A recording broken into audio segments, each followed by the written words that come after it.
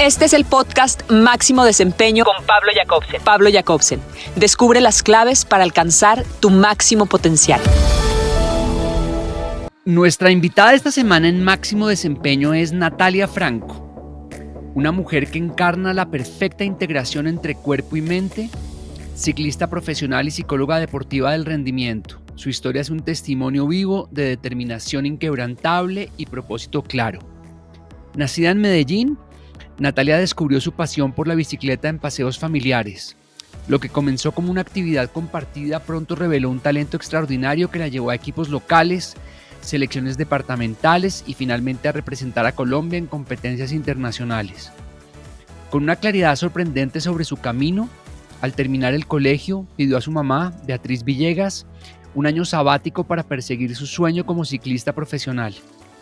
Esa apuesta por sí misma la condujo hasta Estados Unidos, donde de su disciplina y dedicación le merecieron una beca universitaria completa en Colorado Mesa University, compitiendo simultáneamente en 3 modalidades: pista, montaña y ruta.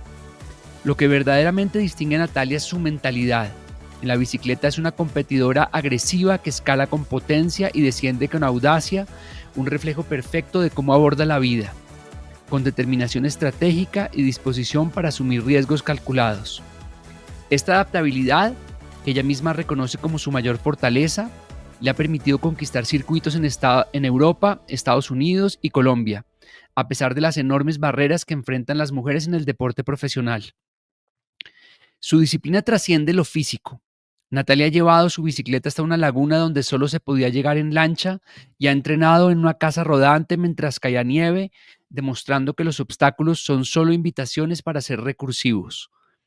Quizás su mayor prueba de resistencia mental fue completar una carrera de gravel en el desierto de Arizona, donde se negó a rendirse durante 3 extenuantes horas.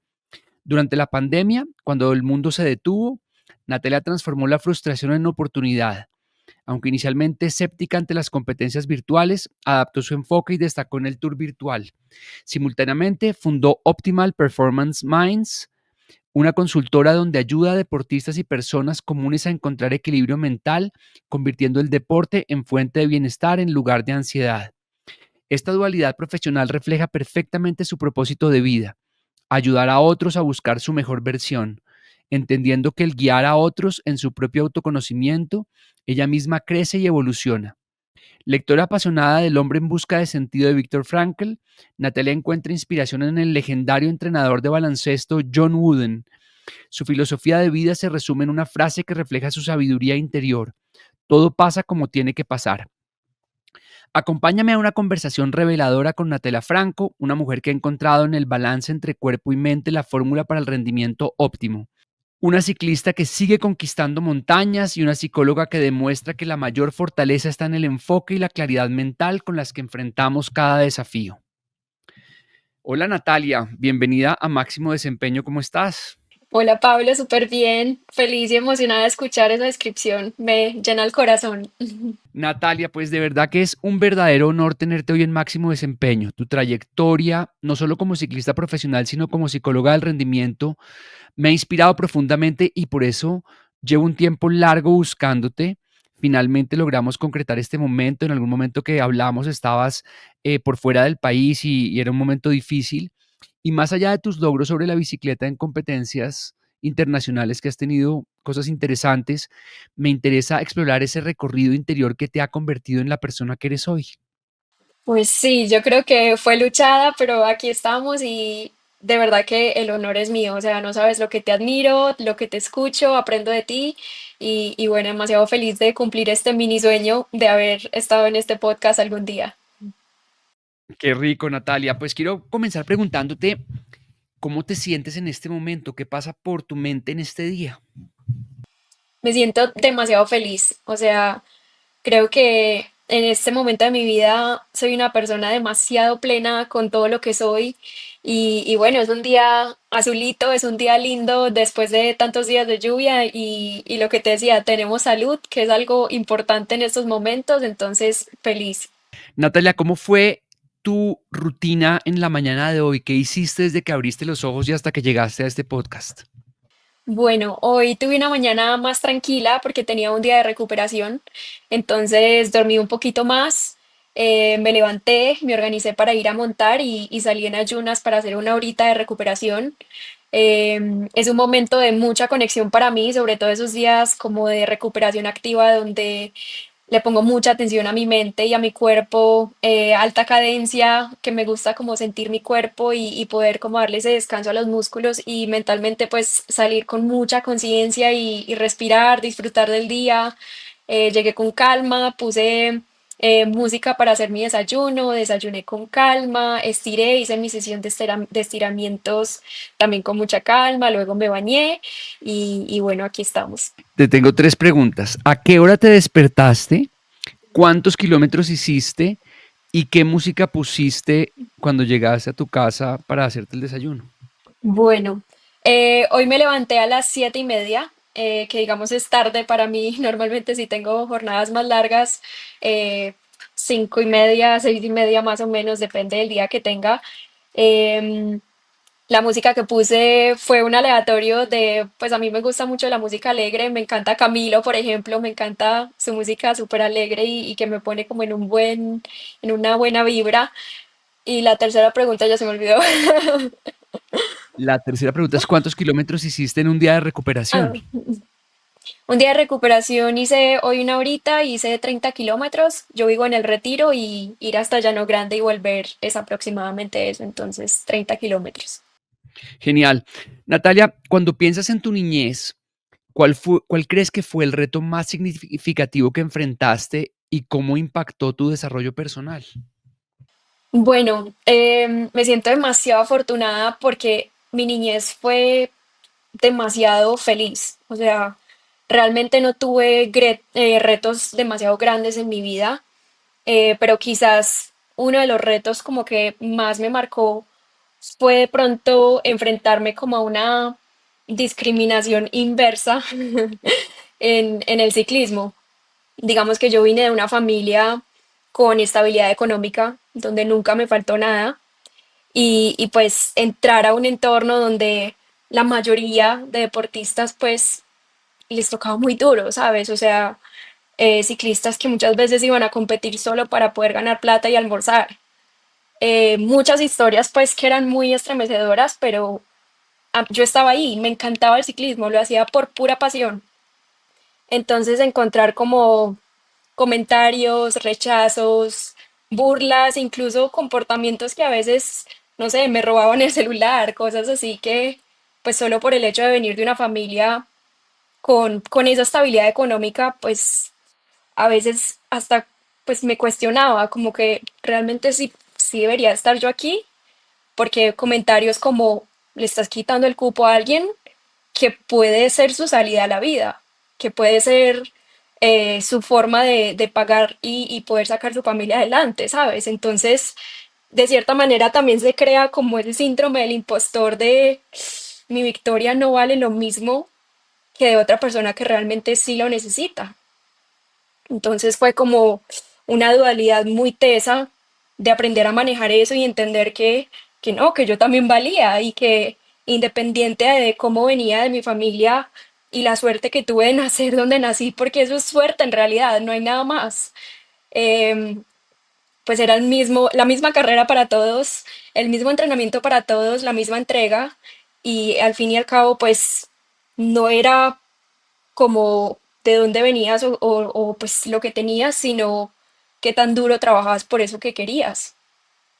Natalia, he oído varias historias de deportistas que tienen situaciones similares, por ejemplo, en el fútbol, jugadores que venían de familias con mayores recursos, donde tenían quizás para comprar los implementos que otros niños no tenían y que les tocaba de cierta, esa parte les tocaba un poco más fácil, pero ya en el momento de la competencia todo como que se igualan las cosas y cada quien tiene que demostrar lo que tiene que hacer y no por venir de tener mejor educación y mejores recursos, que eso es algo que a veces nosotros no hemos elegido y que la vida nos ha puesto por alguna razón, nos da un poquito de ventaja, pero las cargas se terminan igualando.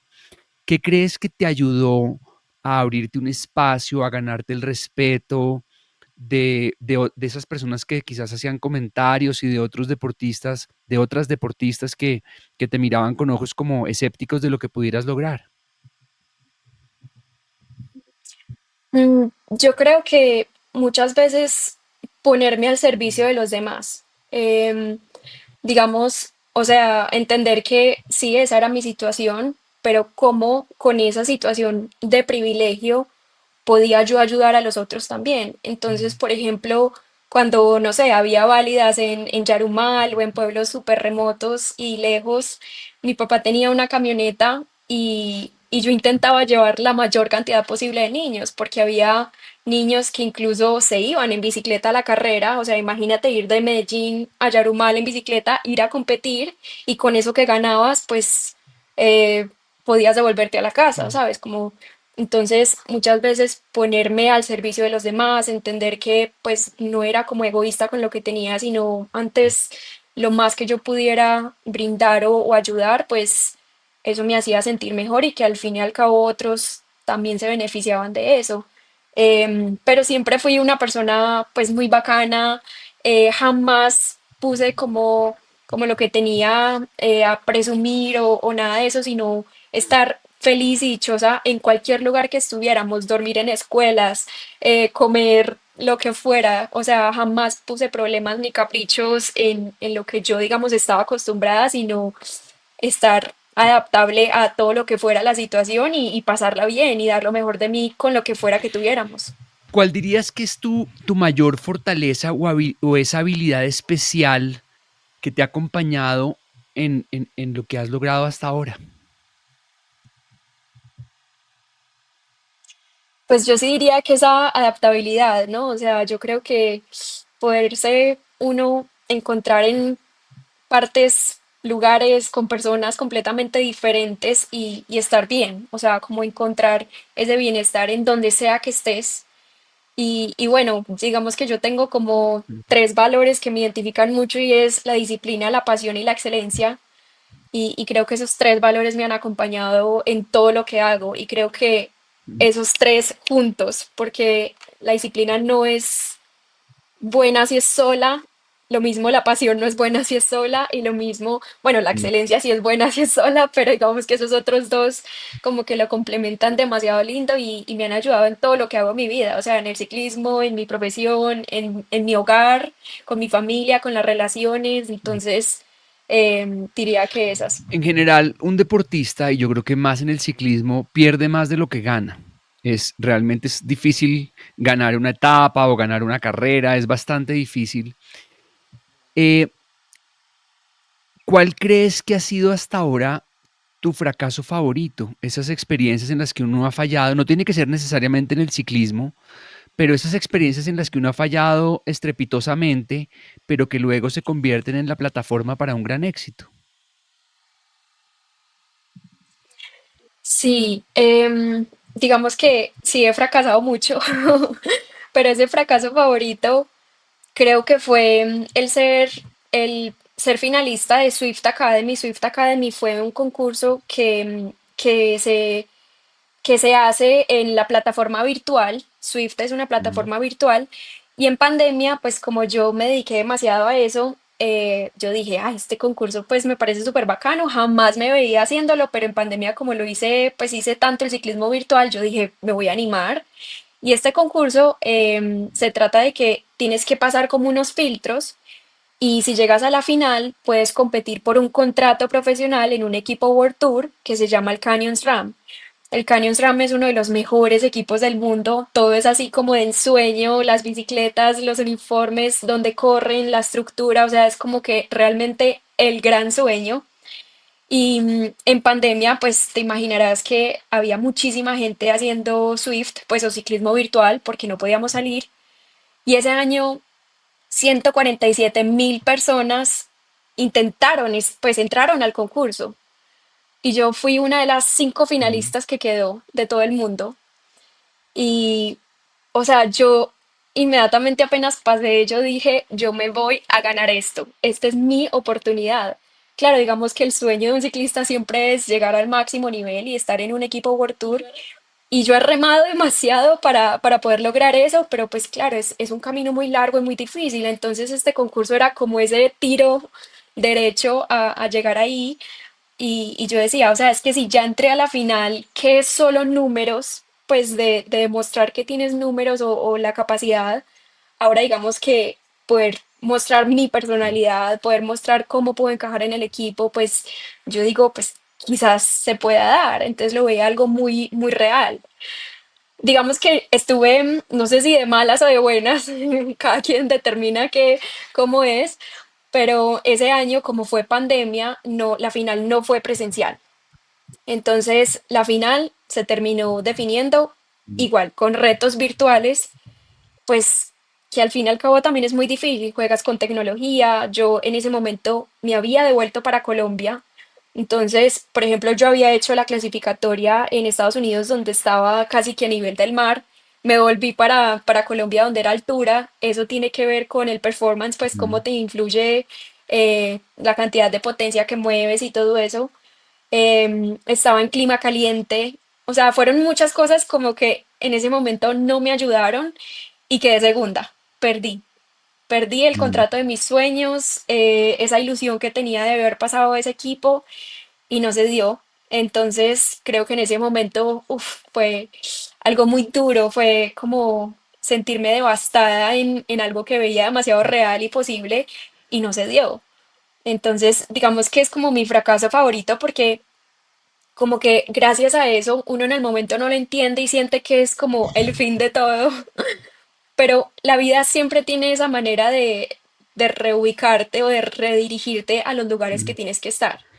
Y gracias a eso pude ir al Centro Mundial de Ciclismo en Suiza, que fue una mega experiencia, o sea, de verdad que crecí como persona, como ciclista, como profesional, fue increíble. Y bueno, a partir de eso, pues como que también me fortalecí en un montón de áreas y cosas que tenía que Mm. vivir, que así tenían que ser.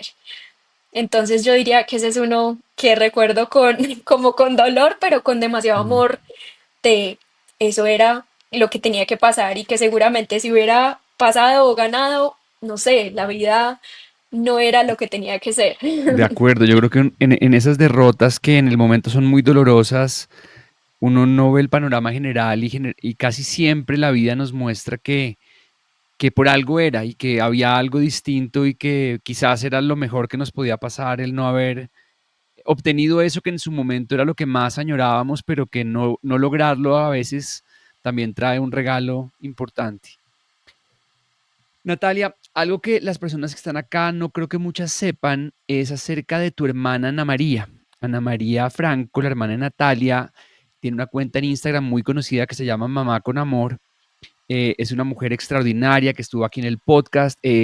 Fue hasta hace poco el episodio más escuchado de este podcast, fue el de Ana María, o tuvo unos números impresionantes. Y yo admiro muchísimo a tu hermana. ¿Qué es eso que has aprendido de tu hermana eh, a través de la historia de vida de ella? ¿Qué es eso que tú admiras y que has aprendido de ella? Son tantas cosas, pues yo creo que antes de ser mamá con amor, igual una hermana mayor es como ese modelo a seguir, como esa admiración, como marcando todos esos pasos, pues por delante.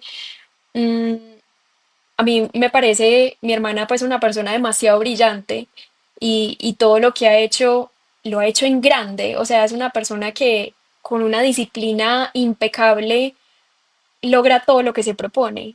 Y la historia de ella es espectacular porque, claro, ella es una abogada súper exitosa y luego empieza a ser mamá y es, no, me voy a dedicar de lleno a ser mamá y dice, no, por aquí creo que no es, algo me falta en mi vida de ambición o de trabajo y crea pues Mamá con Amor sin ánimo de lucro, o sea, ella lo hace para compartir su vida, para estudiar, para entender un montón de cosas y compartir ese proceso y pues Mamá con Amor hoy en día es un legado impresionante donde ha cambiado millones de familias y ese impacto que ha dejado en la sociedad pues es increíble, o sea, es una admiración impresionante. Entonces, claro, digamos que es una muestra de esa persecución de la excelencia y cómo puedes hacer algo grande de una pasión, ¿sabes? Como que ni siquiera del creer que algo va a ser grande, sino meterle todo tu amor a algo y va a explotar. Cuando le preguntábamos por ti, Ana María, nos decía que la fortaleza mental era quizás una de tus grandes cualidades. ¿Podrías identificar el momento en tu vida en que desarrollaste conscientemente esta capacidad o en que comenzaste a desarrollar esa fortaleza mental? ¿Cómo fue ese proceso para hacerte fuerte mentalmente? Qué difícil. Yo creo que ha sido algo pues de muchos años, o sea, como que incluso cuando éramos pequeñas, como cuando salíamos a montar en familia, mis hermanas siempre como que tenían que tener un pequeño soborno, o sea, eran como que, ok, salimos, pero nos compras helado. Salimos, pero solo voy a ir hasta allí y luego me recoges en carro. Mientras que yo, digamos, era como, no, yo no voy a poner excusas, no voy a poner sobornos, yo lo voy a hacer con toda la garra posible y quiero demostrar esa valentía de hasta donde sea que vayamos, como sean las condiciones, yo estoy ahí firme para hacerlo. Y creo que eso es algo que se empieza a fortalecer a través de los años, pues con todas las experiencias que vives y, y te demuestras que a veces esa fortaleza mental pues es lo más necesario en momentos difíciles. Entonces creo que ha sido un proceso pues de muchos años, pero que cada vez te lo vas reforzando más con cada situación. Yo sin conocerte mucho, pero habiendo trabajado con muchos deportistas, diría que quizás una de las cosas que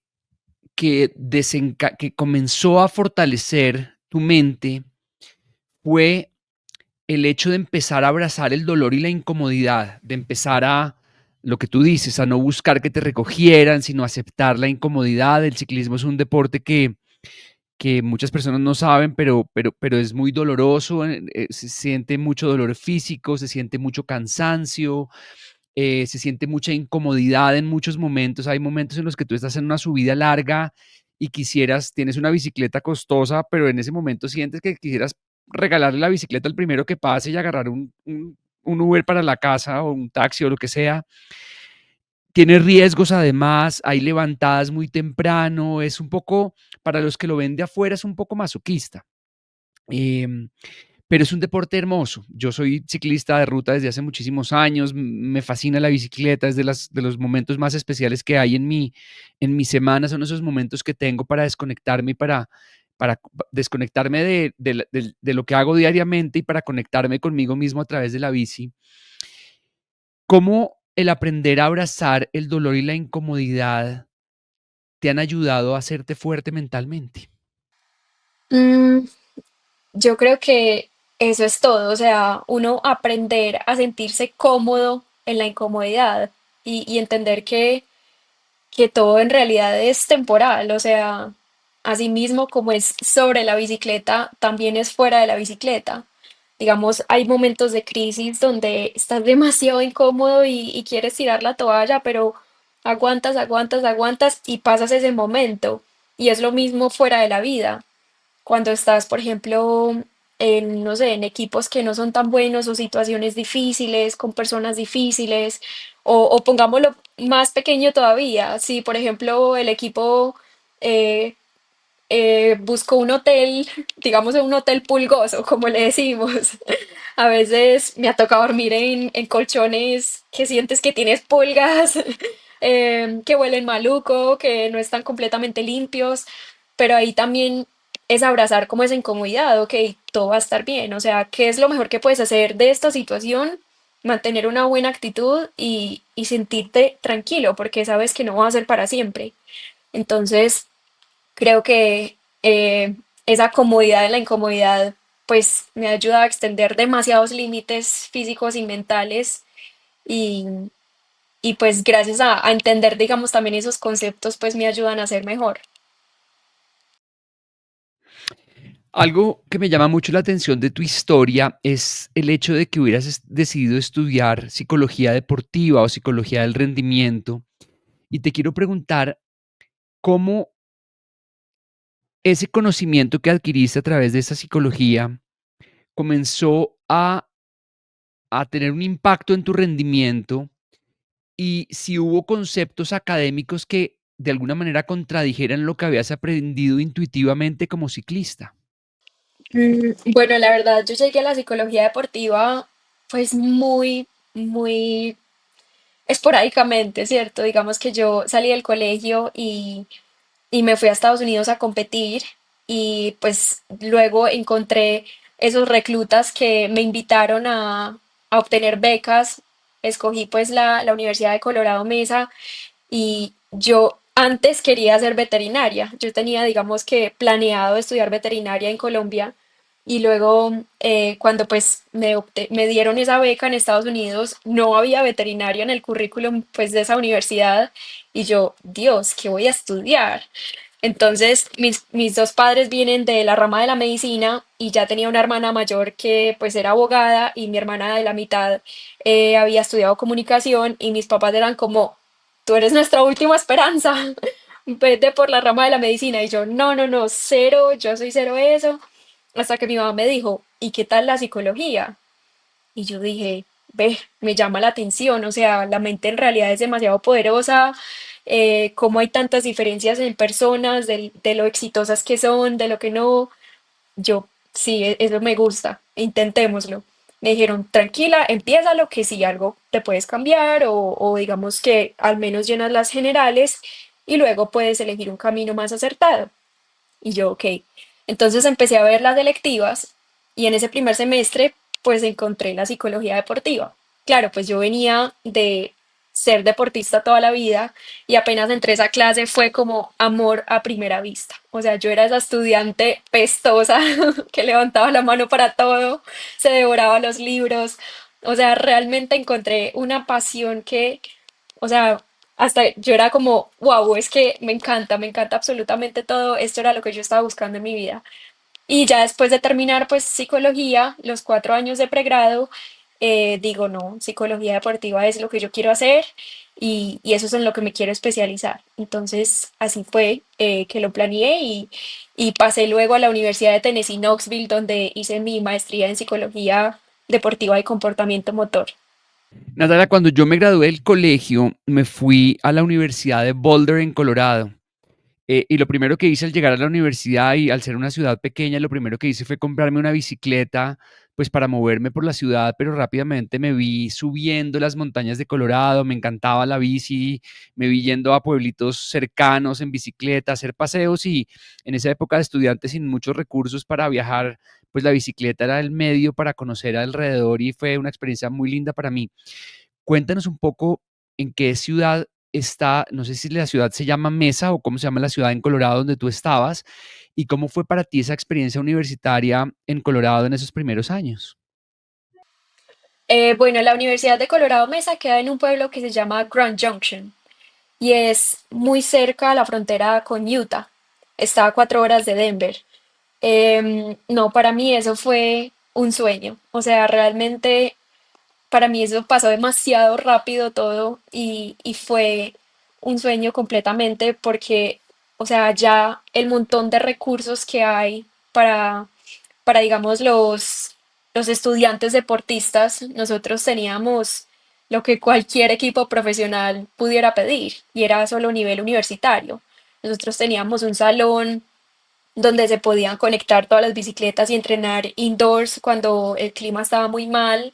Teníamos fisioterapia, teníamos un gimnasio espectacular, o sea, así cual High School Musical, espectacular todos los recursos y lugares. Y bueno, todo lo que viajé en ese entonces, pues a competir a diferentes universidades o diferentes ciudades, fue increíble.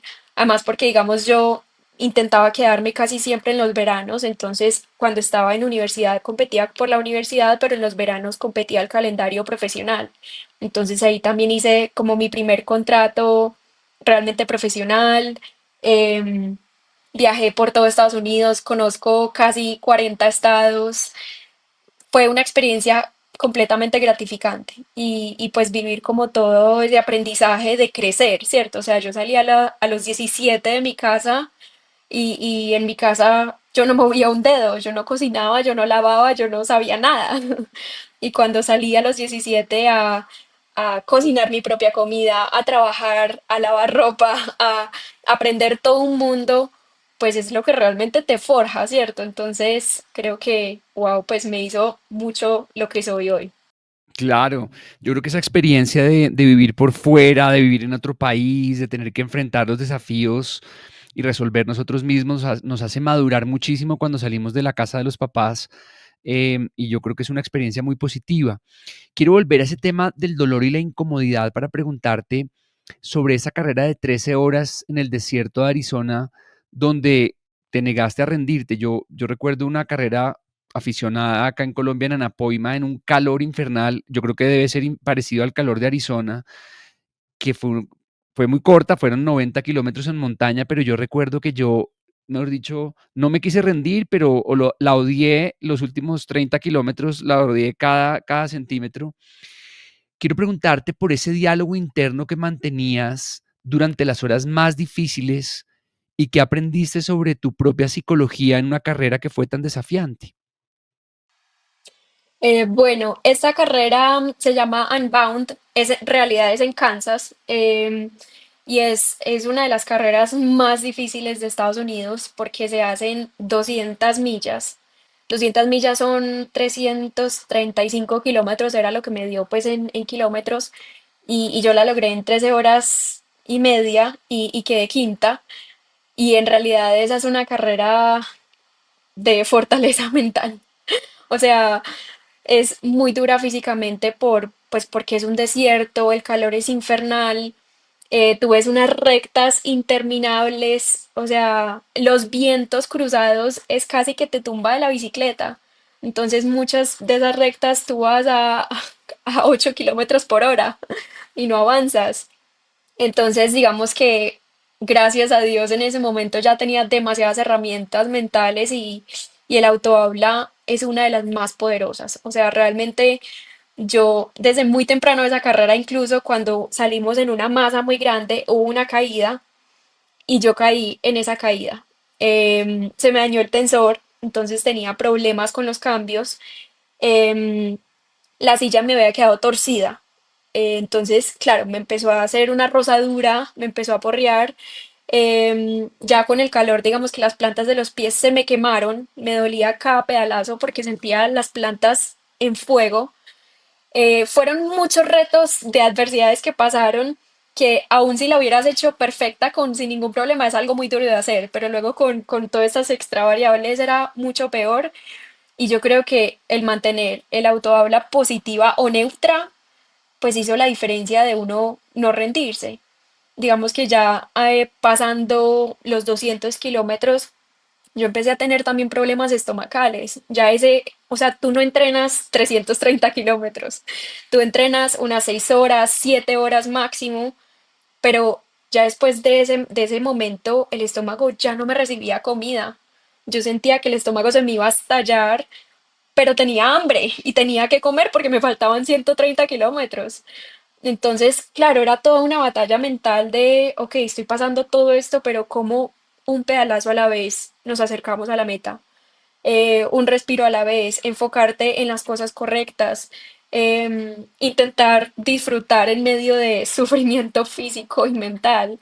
Creo que son cosas que me ayudaron a terminar y, wow, hasta el día de hoy, pues es un gran logro. O sea, como que cuántas personas han hecho eso y han quedado pues en ese top 5, ¿sabes? Entonces, creo que esa no la volvería a hacer porque a son de que, pero sí fue una de las experiencias más gratificantes.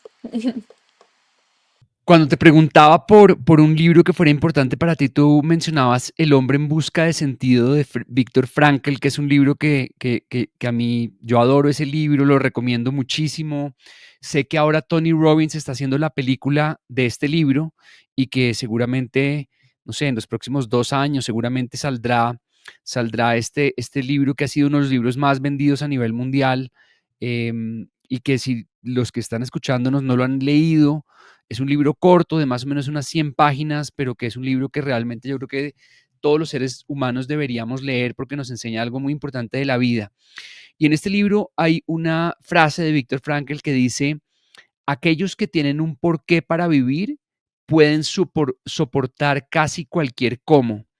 Y yo creo que cuando los deportistas tienen esos desafíos de carreras extenuantes, de muchísimas dificultades, de caídas, de todo lo que un deportista puede sufrir en un evento de ultra resistencia, como es una carrera que es de 200 millas, cuando hay un porqué claro, es más fácil atravesar todo lo que ocurre en la mitad, es más fácil atravesarlo.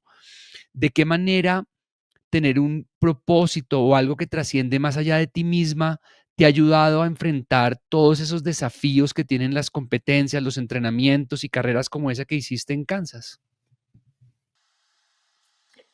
Pues yo creo que al fin y al cabo es esa llamita que se enciende, ¿no? O sea, hay momentos muy duros, pero como que te recuerdas ese propósito o esa razón que te hizo empezar y como que se te olvida cualquier circunstancia que estés viviendo difícil. Entonces yo creo que recordarnos mucho ese por qué, esas sensaciones positivas que sentimos al hacer lo que hacemos, em, lo que ganas de esto, que a veces es muy poco, a veces es muy ingrato, pero que cuando lo ganas lo vale todo. Natalia, además del ciclismo, te has dedicado a ayudar a otros a través del trabajo de la mente, principalmente a deportistas. No sé si trabajarás de repente con personas que no son deportistas, pero una de las cosas que más enfrentan los deportistas y en general las personas es la ansiedad en momentos determinantes. Es el deportista que va a competir al día siguiente y que empieza a imaginar lo que puede salir mal, o es, por ejemplo, em, la persona que tiene una presentación de trabajo o una entrevista de trabajo y aparecen los nervios. ¿Qué has aprendido tú sobre el manejo de la ansiedad? ¿Cuáles son para ti esas claves de lo que una persona puede hacer para manejar la ansiedad en esos momentos determinantes? Bueno, sí, trabajo con la mayoría de deportistas, pero también he trabajado con empresarios, con artistas. Digamos que son todas las personas que se tienen que desempeñar óptimamente bajo presión. Y yo creo que esas estrategias de la ansiedad pues tienen que ver mucho con saber cuál es tu nivel óptimo de activación, que digamos la ansiedad es representada como el nivel de estrés o esa energía que hay interna y cómo interpretas esa energía, ¿cierto? Entonces, muchas personas si están muy elevados e interpretan esa energía como negativa, ok, ¿cómo hacemos para disminuirla? O reinterpretarla a tu favor. Entonces, digamos, como estrategias de relajación o quizás si no estás en ese lugar óptimo, ok, también cómo podemos llegar ahí por medio de estrategias energizantes. Entonces, yo creo que siempre todo se acompaña mucho de ese autoconocimiento, o sea, entender cuál es tu nivel óptimo y cómo hacemos por medio de la autoconciencia para ajustar en el día a día, ya sea un deportista que necesita tener esa energía para rendir, ya sea un artista que necesita esa calma para poder salir al escenario, ya sea un empresario que también necesita de ese enfoque y esa tranquilidad para expresar sus ideas y tener un buen liderazgo en los momentos que realmente importan. Una de las claves, yo creo, para las personas que enfrentan ansiedad, y quiero preguntarte un poquitico cómo te ha ayudado a ti esta parte, tiene que ver con la respiración consciente, cómo la respiración consciente nos ayuda a regular nuestro sistema nervioso, a enviarle, cuando la respiración es ordenada, le manda un mensaje de orden a la mente, porque si bien la mente controla el cuerpo, la respiración controla la mente. Y en la medida en que ordenamos nuestra respiración, ¿qué has aprendido tú sobre la respiración en esos momentos en que estamos, por ejemplo, necesitando dormir porque tenemos algo importante al día siguiente, una competencia o una presentación importante? ¿Cómo la respiración consciente te ha ayudado a ti? La respiración es todo. O sea, si yo tuviera que sacar una de las herramientas que más enseño es la respiración. Y la respiración cumple múltiples propósitos. O sea, No solo, por ejemplo, el ayudarte al dormir antes de un evento importante y bajar, digamos, esos niveles de estrés, pero en el durante el rendimiento también, como digamos la respiración regula toda esa parte fisiológica y que al mismo tiempo disipa pensamientos negativos, te ayuda a enfocarte, te ayuda a entrar en la zona óptima A y estar entrar en ese presente. estado de fluidez, Mm. estar presente. Creo que en serio la respiración es todo y es algo que aplico absolutamente todos los días de mi vida para diferentes propósitos e incluso fuera del rendimiento en esos momentos donde también los pensamientos empiezan a abrumarte, como por medio de la respiración los puedes disipar, en momentos de mucha emoción también, sea positiva o sea negativa, también como neutralizar y volver Mm. a la calma. La respiración es todo, todo, todo, todo. La respiración es clave. Yo creo que la mayoría de las personas no saben que en sus manos está la herramienta más importante para el rendimiento, que es el poder de controlar nuestra propia respiración. Y al mismo tiempo, perdón, una segunda. Marta, ay, que siga, por favor. Sí. Al garaje. Sí, por favor. Qué pena que tuve que interrumpir esto. Em, Se me olvidó dónde iba. La Ya lo dejamos. respiración. Sí. Entonces, a la mayoría de las personas, la mayoría de las personas desconocen que en la respiración está la primera y la principal herramienta para regresar a la calma y para tomar el control de los pensamientos, de las emociones, para acceder al momento presente y a lo que podemos controlar aquí y ahora, que es lo único que podemos controlar, es el presente, es lo que hacemos ahora.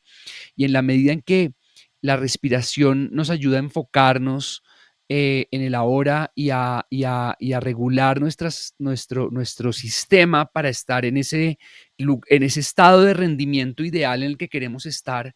La respiración es la herramienta que están utilizando hoy los grandes deportistas, desde Novak Djokovic, LeBron James en el básquet, los golfistas. O sea, yo creo que es como la siguiente frontera de aprendizaje en el deporte, es la respiración, es la que están utilizando los mejores hoy.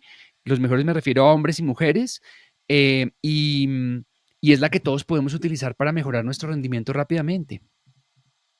Sí, yo creo que ahí a la gente le falta mucho entender que el rendimiento se encuentra cuando la mente y el cuerpo están unidos. Mm. Y el cuerpo siempre está presente, pero la mente se va al pasado, la mente se va al futuro, se va a los miedos, a situaciones que has hecho, se va a esa presión de lo que podría pasar, lo que otros van a pensar.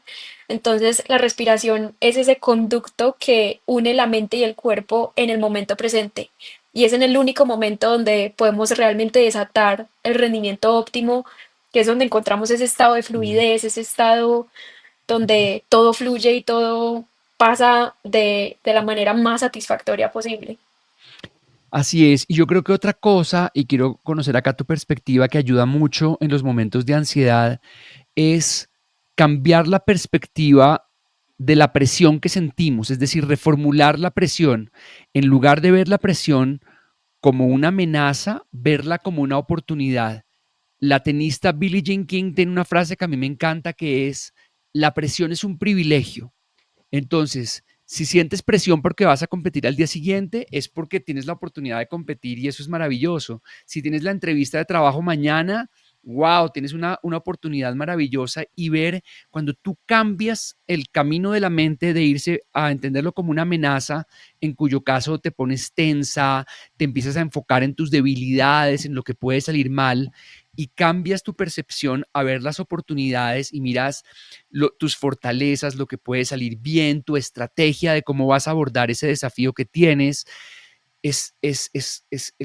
Las respuestas, además del cuerpo, son completamente distintas. Es que cuando lo ves como una amenaza te llenas de cortisol y te llenas de tensión, y cuando lo ves como una oportunidad te liberas y empiezas a disfrutar el momento, porque el alto rendimiento es disfrute, no es tensión. Ujú. Totalmente, incluso, o sea, no solo de cómo percibes la presión, pero también las palabras que usas. O sea, yo Mm. uso mucho en mi práctica la neurolingüística. No es lo mismo decir tengo que ganar mañana debería hacer este tiempo, es que necesito hacer PR, Mm, a decir, qué rico que ganara mm. mañana. Qué Me emoción. encantaría poder Mm. hacer PR. Qué emoción que puedo competir y sorprenderme ante el resultado, ¿cierto? Que al fin y al cabo no está bajo nuestro control. Entonces es como esa presión que nosotros mismos creamos al intentar controlar algo que no podemos. Entonces, ¿cómo sí enfocar la mente a esos aspectos que sí podemos controlar? Te va a ayudar a fluir, a enfocarte en el proceso, en la ejecución y que al fin y al cabo es lo mejor que puedes hacer para encontrar tu mejor resultado posible. Una de las grandes sorpresas que me encontré en las respuestas que me diste a esas preguntas que te envié antes de esta, para preparar esta entrevista, fue la que tiene que ver cuando te pregunté por un líder referente, me hablaste del entrenador de básquet John Wooden. Yo soy un apasionado de aprender de entrenadores de básquet, de fútbol americano, de fútbol, el fútbol que nosotros conocemos, porque hay una gran sabiduría y una gran cantidad de enseñanzas de liderazgo que me encanta, por ejemplo, Phil Jackson, me encanta Greg Popovich, me encantan entrenadores de fútbol americano, varios que sigo. Y te quiero preguntar qué aspectos específicos de la filosofía de John Wooden han influido más profundamente en tu propio enfoque del rendimiento y el liderazgo. Bueno, a mí me encanta John Wooden porque para él nunca fue el ganar. O sea, él realmente quería formar personas y ayudarles a entender que realmente el éxito está en la excelencia, en todo lo que haces. Entonces, más allá de ganar el campeonato, es enfocarse en ese proceso a ganar el día a día. Entonces no solo formaba deportistas, que era un teso en el básquetbol y que sabía demasiado, pero sino también ayudaba a crearles esa mentalidad de crecimiento en todo lo que hicieran. Entonces, en sus familias, en sus vidas personales, formarlos como personas integrales y pues solo el hecho de tener un poco esa visión compuesta, pues les ayudó a ganar más de 11 campeonatos. Que es algo que muy pocas personas lo han hecho. Creo que 7 de ellos fue seguidos, o sea, Mm, consecutivos, y tenía pues un equipo de trabajo impecable donde todos los jugadores se entendían, había trabajo en equipo, había liderazgo y pues era impresionante el rendimiento que podían lograr solo con haberles ayudado a orientarles esa mentalidad más al crecimiento, al proceso, al esfuerzo, que el ganar, ganar, ganar solamente. Entonces, es alguien que admiro un montón y que pues es una filosofía de entrenamiento que en realidad mucha gente debería adoptar. mm. Me encanta John Wooden, me encanta Nick Saban, que es otro entrenador de fútbol americano que también tiene una filosofía, pues como de la formación de las personas y del interés por las personas, que es algo que también me encanta. Tu hermana Ana María también mencionaba que siempre has puesto tu propósito o la bicicleta por encima de los placeres del momento, incluso diciéndole a tu esposo que primero va la bici. Y muchas personas podrían pensar que eso es como egoísta, pero yo siento que cuando tenemos pasiones en la vida y cuando tenemos relaciones, a veces necesitamos poner nuestro trabajo, nuestra pasión, nuestro propósito por delante y tener momentos de conexión con nuestra pareja. Yo creo que eso es muy sano, porque nuestra vida no es un sacrificio por el otro, sino nuestra vida es un camino en conjunto en donde nos acompañamos a vivir el propósito de cada uno, pero sin que eso signifique que tengamos que, que olvidarnos o que rendir nuestros sueños por estar en una relación. ¿Cómo conceptualizas el sacrificio en tu mente para que no se sienta como una pérdida, sino como una elección consciente? Yo creo que para mí nunca ha sido sacrificio. Tu Siempre ha elección. sido esa elección consciente, o sea, sí, digamos, hay cosas que se sienten un poco más como ese sacrificio, tipo, me fui 10 años, estuve lejos de mi familia, me perdí el crecimiento de mis sobrinas, o sea, ya 10 años por fuera es mucho que te pierdes, etapas importantes, reuniones, celebraciones, pero en realidad no era ese sacrificio porque era algo que yo elegí y que disfruto completamente y que a pesar de que sí extrañas, pues estás viviendo otras cosas que sí o sí lo volvería a hacer. Entonces, tipo con mi esposo fue muy charro porque yo no me quería realmente casar, no estaba en uno de mis planes de vida. Y cuando él me saca esa argolla y me dice, no quiero ser una piedra en tu camino, ni limitarte, ni ser un obstáculo. No pienses que hasta aquí llega tu sueño, sino yo quiero acompañarte, quiero ser parte de esto, quiero ser un apoyo para ti en todos tus sueños y no tienes que cambiar absolutamente nada por mí. Y justo yo había firmado ese contrato para irme a Suiza, o sea, nos íbamos a casar y yo me iba a ir del país todo el año. Entonces yo me fui 10 meses recién casada y la gente no lo entendía. La gente decía, pero ¿cómo? Te acabaste de casar, o sea, dejaste a tu esposo tirado. Y Ujú. yo, sí, sí, lo dejé tirado prácticamente, pero es una relación de compañía, de apoyo, donde él también las veces que podía me iba a visitar y que lo amo profundamente y en ese momento Mm. sabía que esa era la persona que yo tenía que estar que tenía que estar a mi lado para apoyarme en todos mis proyectos y mis sueños e incluso hoy también estamos separados, él está cumpliendo también sueños de trabajo y proyectos que tiene en su vida y ambos nos complementamos así.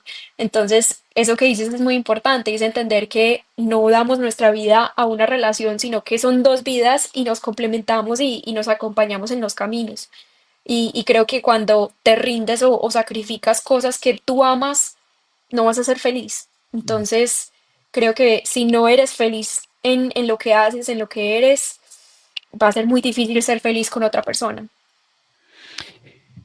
Natalia, cambiando un poco de tema, porque me podría quedar horas hablando contigo de esto, pero tu mamá mencionaba algo acerca de tu disciplina con la alimentación. Y yo creo que un deportista que no se ha disciplinado con la alimentación pierde una gran parte del trabajo que está haciendo porque la alimentación se podría definir en porcentajes y yo creo que uno siempre se podría equivocar, pero el porcentaje tiene un alto nivel eh, de impacto en el rendimiento que nosotros tenemos, tanto físico como mental además. ¿Qué conexiones has observado entre la nutrición y el rendimiento mental, tanto en tu experiencia personal como en tu trabajo con los clientes a los que acompañas? Yo creo que mi disciplina con la nutrición nunca ha sido algo obsesivo. Em, yo creo que es un terreno difícil porque, claro, entendemos muchas veces que a veces el peso va a influenciar en el rendimiento, pero también la mente empieza a crear una carga ahí grande y yo creo que es algo que he manejado muy bien en mi vida porque sí he sido disciplinada con mi nutrición. Digamos que el 85% de las veces estoy comiendo saludable, lo que tendría que estar comiendo, pero jamás me he cohibido a un postre, a cosas que me llenen, que quizás a un helado de persimón, son cosas que me gustan y aunque no soy muy dulcera, por eso mismo no me cohíbo, porque siempre he encontrado como ese control. Entonces, que si tengo el antojito del dulce, me lo como y ya está. No tengo que comerme tres postres seguidos y todas esas cosas así. Y también es importante pues incentivar eso en otros deportistas, ¿cierto? Que muchas veces menos no es mejor. Cohibirte más, obsesionarte y ser completamente riguroso casi siempre tiene un efecto rebote y cuando llega ese momento va a ser mucho peor. Mentalmente estás todo el tiempo peleando contigo. Entonces, llevar las cosas un poco más fluidas y en calma y hacer elecciones conscientes, en realidad es todo lo que se necesita para poder estar bien con uno mismo y saber que comemos para rendir y no rendimos para poder comer. Entonces, creo que es algo que sí he sido consciente y claro, pues me gusta cuidarme, soy una deportista profesional, pero siempre sin esa obsesión o ese control, em, pues obsesivo. Y yo diría que quizás no lo mencionaste ahorita, pero esa flexibilidad se da en los momentos en los que puedes ser flexible, porque hay momentos en los que si tú vas a competir, no puedes decir, no, voy a ser flexible y me voy a comer una bandeja paisa antes de salir a competir. Claramente la alimentación tiene un impacto no solamente sobre nuestros niveles energéticos, sino también sobre nuestra concentración. Yo trabajando con deportistas he visto muchas veces que temas de falta de concentración tienen que ver con mala elección en la alimentación previa a la competencia.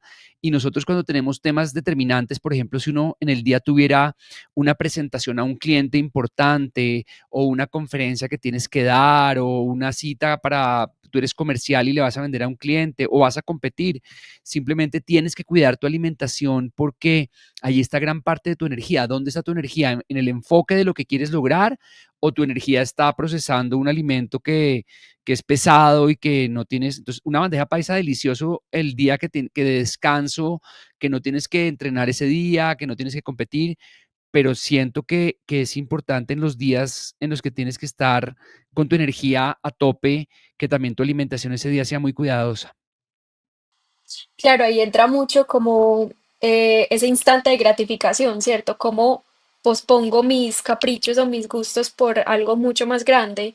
Y ahí, por ejemplo, yo trabajo mucho con deportistas en esa rutina precompetencia. O sea, eso tiene que ser completamente meticuloso porque de ahí sale un buen rendimiento, confianza, compostura, tu seguridad en que las cosas las estás haciendo bien y claro, hay momentos donde uno quiere muchas cosas. Por ejemplo, ya cuando llevas 5 o 6 días de carrera y solo has comido pollo, pasta, arroz, claro que te quieres meter una bandeja paisa, claro que te quieres meter una hamburguesa, pero ahí volvemos otra vez a ese aspecto de la incomodidad. Es temporal, un día más, un día más. Ya te la vas a poder comer cuando sea el momento, pero sí tener muy claro cuándo es momento de apretar y cuándo es momento de soltar. Natalia, en el libro de tu vida que ha tenido muchos capítulos hasta ahora, ¿qué título le pondrías al capítulo que estás escribiendo en este momento? Que digamos, volvería al inicio de nuestra conversación y es plenitud. Suena charro porque pues a duras penas va a cumplir 30 años y cómo llamaría un capítulo de mi vida a los 30 años plenitud, ¿cierto? Tengo muchas cosas por vivir y por hacer y proyectos por realizar, pero digamos en este momento de mi vida siento que estoy en paz con lo que soy, con lo que he hecho, con muchas cosas que quizás no he logrado o no logre, ¿cierto? Pero todo ha valido la pena, todo me ha dirigido al lugar que estoy hoy y me encanta mi vida. Soy una persona demasiado feliz. Entonces diría que plenitud. Natalia, si pudieras poner un enorme cartel en un lugar que todo el mundo pudiera ver, ¿qué dirías en él y por qué? Qué difícil. Tengo demasiadas frases que me encantaría poner, pero yo creo que pondría aquí y ahora. Y, y lo pondría así porque estamos demasiado preocupados con el futuro o siempre como pensando abrumados en el pasado. Y en realidad todo lo que importa es el aquí y el ahora, el ser consciente, el disfrutar de lo que tenemos, de lo que somos en este momento, incluso en situaciones difíciles. Entonces, ayudar a traer a la gente y anclarla al presente con el aquí y el ahora. Natalia, después de todo lo que has logrado y aprendido, ¿qué significa para ti el éxito? El éxito ha cambiado a través de mi vida. Digamos que cuando empecé pues en el deporte y esa niña que se soñaba ir a los Olímpicos, a ganar mundiales, creo que el éxito para mí eran esas medallas, esos trofeos, las cosas que pudiera lograr en el deporte, incluso dinero que pudiera ganar con el deporte. Y creo que hoy es algo completamente diferente. Esa definición de éxito ahora se transfiere a esa plenitud, a ese disfrute con lo que hago, a ser consciente, o sea, a vivir plenamente con cada uno de esos momentos y entender que realmente el éxito es dar lo mejor que tienes para dar, con lo que sea que sea eso en ese día. Entonces creo que para mí sentirme exitosa es entender que di lo mejor de mí, lo disfruté y lo hice con conciencia y eso es suficiente. Entonces, muchas veces es lo que realmente te ayuda a evolucionar y a seguir alcanzando cosas, es dar lo mejor de ti, eso es todo.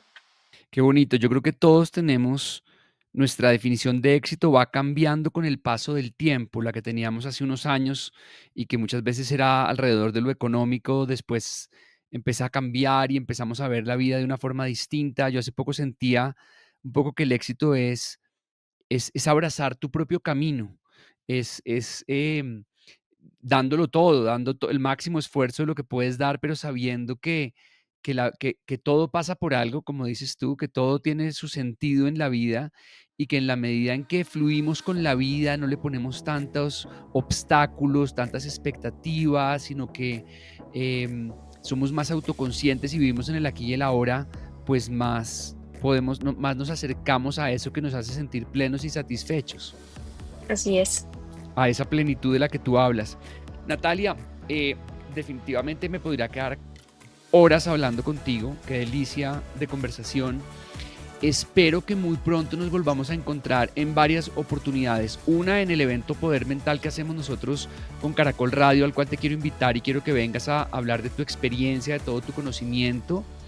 Dos, en la posibilidad de que hagamos cosas de trabajo en conjunto, porque hay unas oportunidades que creo que podríamos abordar en conjunto. Y tres, además, montando en bicicleta por allá por el oriente antioqueño, que es tan lindo. Así que voy a buscar la oportunidad de llevar mi bicicleta en uno de esos viajes y pegarme en una rodada tuya, porque sería una delicia poder estar un rato contigo y conversar. Tendría que ser en uno de esos días de recuperación para no sufrir tanto yo, pero sería una delicia poder compartir contigo. Me encanta todo, sí a todo. Y lo mejor es poder unir todo lo que me apasiona en un mismo momento. Bicicleta, hablar de rendimiento y claro que ir a tu evento. Me encantaría. Mil gracias. Este es el podcast Máximo Desempeño con Pablo Jacobsen. Pablo Jacobsen. Descubre las claves para alcanzar tu máximo potencial.